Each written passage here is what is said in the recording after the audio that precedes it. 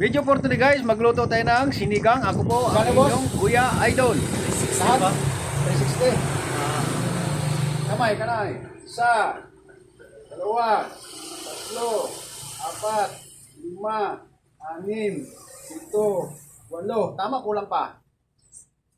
Ay, kulang pa pa. Kano? 16. Kulang pa 60. Walo na ba yun? Siyam. 10. May pa po ay 45. Ay, ito pa, ito. Kamay muna, kamay pa. Oh, kulang. Tip ko sa'yo. Okay. Okay na yan. Lagyan po natin yan. Okay. Yan guys, yun po ating mga ingredients at nakapila na yan. Yan po ating lulutuin. Sabi nga nila, first come, first serve. Wow, ikaw unang maluto. Paminsan-minsan, magbigay din tayo kahit kunting tip lang sa tindiro at tindira para man lang mapangiti natin sila guys. Gulo na ating tubig at nilagay ko na dyan ang sibuyas at saka kamatis. Nilagay na rin natin dyan ang ating guys, yung ating baboy kasi yun ang ating ulam for today. Ilagay na rin natin ang ating labanos guys para lumambot at medyo matagal-tagal din naman lumambot konti yan. Kaya nilagay ko na rin dyan at nilagay ko na rin dyan ang sitaw at okra guys.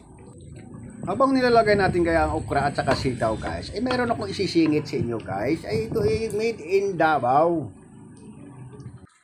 Biglang sinabi sa akin ng tinira galing daw ng Davao. Di napawaw ako, bakit ganon? E din-treat tayo. Joke lang, napakagandang mangga po guys. Totoo lang, marami pa akong followers sa taga Davao. Maraming salamat. Shout out sa mga taga Davao. Kung umabot sa bandang video to, paki-comment lang po kung taga saan kayo banda. At sinunod ko na rin guys ang talong dyan para maluto na silang sabay-sabay at naramdaman ko na naman na kumakalam na aking sikmura at gutom na talaga ako guys.